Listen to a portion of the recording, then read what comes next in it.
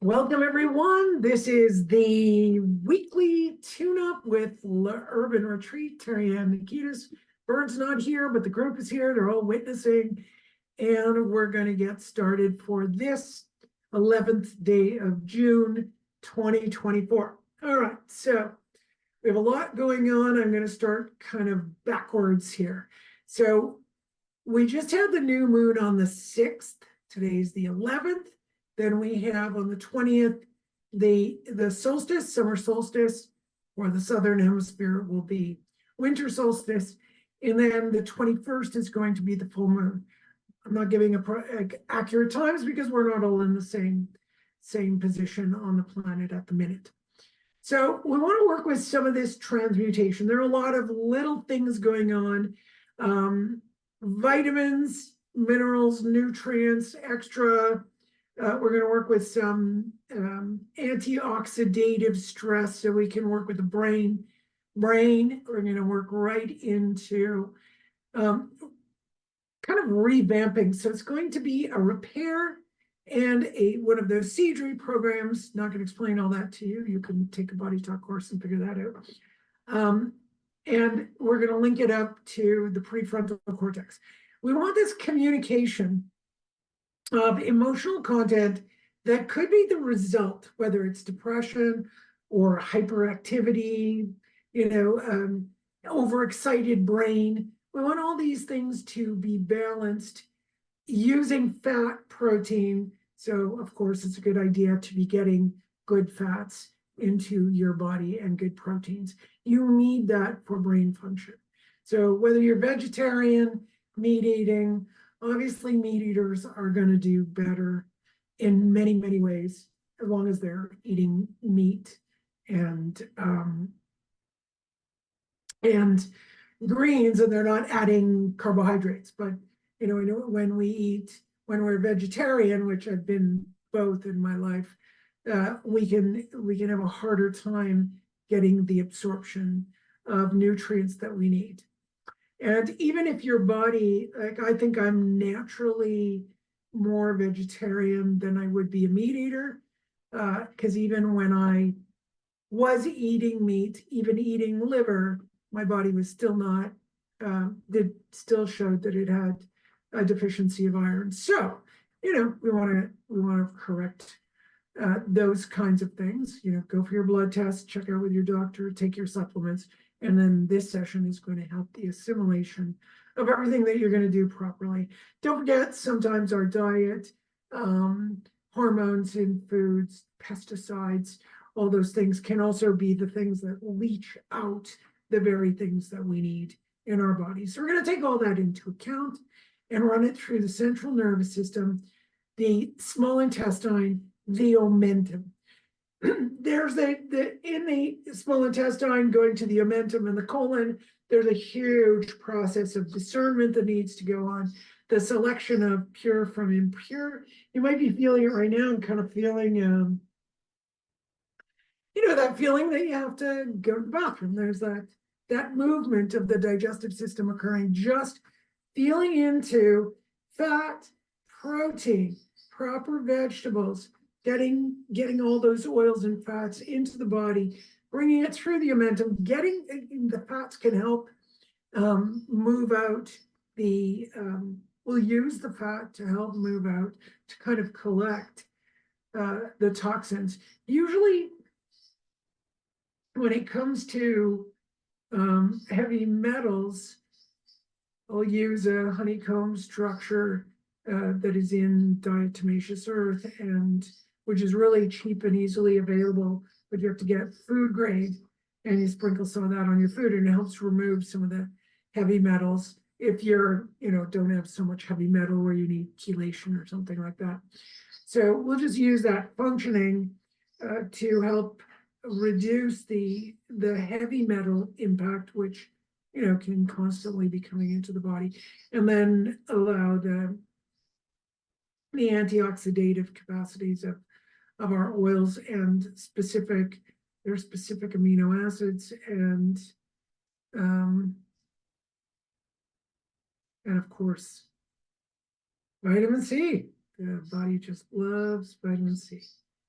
Okay, so you might feel, I got a few things going on with my body, so that could be why I'm experiencing the nausea. But if you are experiencing it right now, it's going to be this session trying to select out and figure out what you should be attracted to. Um, most of us on here, we're good eaters. We don't eat junk food or packaged food. But every so often you could fall into that trap and have packaged food. It could happen. If you're traveling or you're not in a place where you could pull out some food to cook. We want to make sure the body is optimized to be able to deal with that momentary lack of proper home cooked food. I just got a headache on that. So, we're working with a lot of people, and a lot of people could, I've been a practitioner since 1995. And, when I first started, I was very naive, very, very naive. I believed people. I believed what they were saying. Now, I don't think people were intentionally lying to me or anything like that, but they didn't know. So they would come and say, no, I eat very well. And then I'd find out later that they don't know how to eat. What they consider good eating wasn't good eating, wasn't good eating at all. So, there's not only proper eating generally, but there's proper eating for your body, and nobody can tell you, what's good or what's not good for your body, right? You're the one who has to figure that out over time. But it's always good to know fresh cooked, fresh made, even if you have a sweet tooth and you make your own desserts, way better than buying desserts. Number one. Number two, there's whole schools of thought that use sugar to heal diabetes. So that's Ray Peat, if you're interested in looking him up. He's got specific diets that work with the sun. He looks at the sun and it divides the day up according to the sun. I'm not very well versed in this, but it's something to look into. If you got a sweet tooth and you want to have something, it's always finding a good way to do it. All right. Yeah, today is all about getting the right nutrition in this body, making sure that the body is absorbing it, making sure that the body is discarding what it needs, and we want the brain to function. And I'm feeling really heavy in this arena right now. One of the things was the limbic brain that's been coming up a lot, where emotional content of our lives, we'll often say it's psychological. I know you're really emotional. Well, okay, fine. That can be so. But here, I'd really like to focus on that emotional content from, the brain connections not working, not getting enough amino acids in the brain, not getting enough fat into the brain, not having enough communication between all areas of the brain. And then, we could either have a depressed frontal cortex not functioning well, and that could lead to the sense of feeling depressed, but it's actually not an emotional issue. Or you've got the limbic brain overfiring. So there's a balance. We're going to balance GABA and glutamine. GABA is calming down things. Glutamine is excitatory. So we want the two to work really well. Then we have heart, dopamine, belly, serotonin. Now, another thing that's come up quite a bit over the last week, a lot of reading I've been doing, people mentioning things. I just received an email this morning, an advertising email, promotional, and it also said, why isn't there more pleasure in life? Why isn't there more joy? And, I thought about that in relationship to the limbic brain as well. Now, joy is a heart, small intestine issue. So if we're digesting better, if our bodies are fed better, if they're discarding all the garbage better, that's going to be really, really helpful for joy and moving sadness when necessary out of the body. But also a good cry. But the other part is that limbic brain being able to synthesize all of these neurotransmitters and and dopamine and serotonin balance. Serotonin is the small intestine. So we're going to optimize all four of those, all four: serotonin, dopamine, GABA, glutamine, and then all of the amino acids. And one of the famous ones is tryptophan. Yeah. Just breathe now. Let's do some nice. So before I started, the lungs had contracted as I was discussing what we needed to do for the session. Contraction in the lungs. And then I started having an asthma attack. And that there were a couple of people as well had a little bit of contraction in the lungs. So I think we just need to keep working through that. There was another effect that several of us are experiencing: low iron levels, the consciousness of iron. When you think of Iron Man, strength, being strong, we need iron, right? Without iron, you can get foggy head, dizzy, headaches, nausea, muscle weakness, fatigue, heart palpitations. There's a bunch more.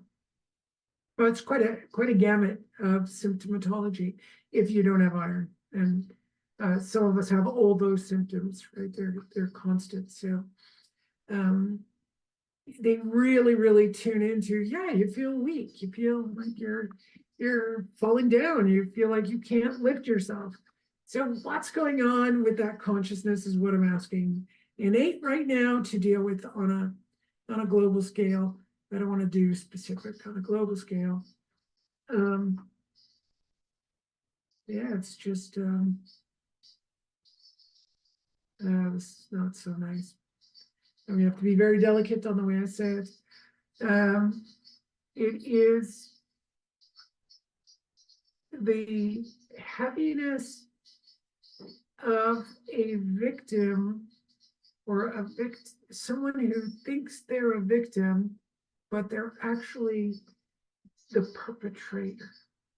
So, you could imagine living in a house, and I don't know, a famous one is the olden days, a parent would pull out their belt to hit the child, and they would say, "This is going to hurt me more than you." So there's the one in power now becoming the perpetrator. So I think we could all tune into where that might be experienced in our lives, especially if you're missing iron. So those of you who are missing iron, be with me right now. I really want to cry, like how much the body is being absorbed. So think of your strength to be responsible, take care of your life. It feels like there are people trying to eat that. So I hope that makes sense. They're trying to absorb it. This is really not nice. I don't like this. Not something I like to tune into at all. But we need to brush that off ourselves. Any of you feeling and relating to this, start right now. You're going to start from your crown chakra above the body and start sweeping this off. Get to the physical body, and then just keep sweeping it off. You're going to have to go above and then on, above, on, above, on. Just keep getting it off the body, especially around the breasts, whether you're a man or a woman, doesn't really matter. The back of the heart center, solar plexus, they're going to want to steal. If you notice you have an inflated belly, if your belly's kind of big, that's people literally using their energy unbeknownst to them. They're not necessarily doing it on purpose. If somebody's doing it on purpose, I think you probably wouldn't make it through the day. But people aren't doing it on purpose. It's very unconscious. We're dealing with something subconscious. So they'll probably think that if you ask them what they were doing, you'd probably get an answer like, I deserve. People should give me more, or something along that vein. So something to watch out for to protect yourself. If you have Reiki, use a Reiki symbol. If you have a way to remove the evil eye, remove the evil eye. If you have a specific crystal that you can cleanse, use that. Put it over your navel, tape it over, use a bag, hang it over the navel area or the solar plexus. Another thing you could do, I still haven't finished wiping my entire body, but we can get up and do it later if you haven't finished. Where we have vulnerabilities in your body, you know what else you can do? They're these little, I love these little tiny magnets. They're magnets with a little tape. I love them. I use them all the time. And, you could get sheets like this on what's called AliExpress. It's really cheap. It gets delivered to your door. You get 100 of them, I think for like 10 Canadian dollars. You can get more different types of packets. Anyway, you look up magnets for acupuncture magnets, and they'll have them. They have even tinier ones. They're called Vicaria seed magnets. Vicaria seed magnets. And then you can find different spots on your body. You need to do some research, or go to your acupuncturist and see what points they're using. So one of the points that I find really powerful is you go under the clavicle and you count 4 ribs down, and then right in the center of the sternum at the 4th rib, right in there, there's an indentation. That's CV17. This one's great. Great point to help you. The other one I'm thinking of is gallbladder. You don't necessarily need a magnet for this one, but I have a friend who usually wears a magnet right here, which is a gallbladder point. The other one is GV20.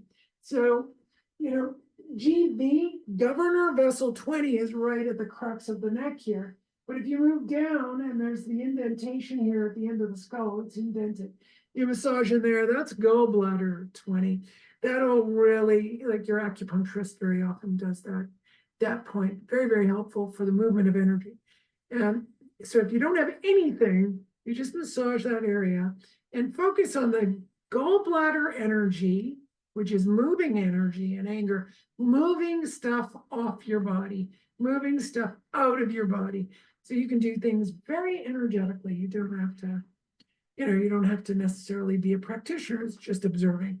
And if you look online, you can see what the gallbladder, it travels like this, all through the head, all down the side of the body. So, it has a good sense of where to go on its own. You don't need to do that. I think I covered everything. I know that's a big session for today. Please drink water today. Make sure you're taking your daily vitamins. Get some fresh air, some sun, and let's do our last bit with some nitric oxide breathing. So inhale through your nose, hold it for the count of 4, and then inhale again, hold it for the count of 4. And then you can exhale saying Om. But you could do more if you want. So we'll see how it goes. Inhale.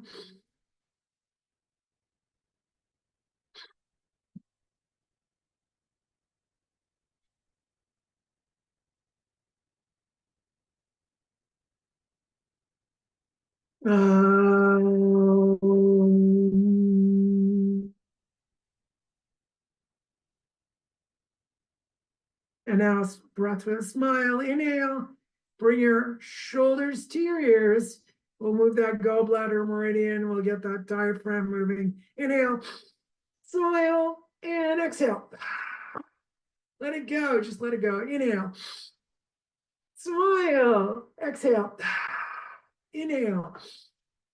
Smile and exhale. Just bring that energy, get it moving, get that energy moving. We want that. We need movement also. I don't know if those of you have been following me, and I've been doing block therapy for a long time, and now I've started breathology. One of the things that I'm noticing is that the ability to move my diaphragm and the belly is moving a lot more. So I can do a lot more exercises now, standing and getting things to move. That helps with constipation. It helps with low back pain, right? Amazing, right? You're just moving your belly. So there's a lot you can do with belly movement to improve your body mind. All right. Well, have a great week. And next week I think I'll be on the other computer because this one's strange. But if it works out nicer, then I'll be here. Well, have a great week, everyone. See you next week. Bye.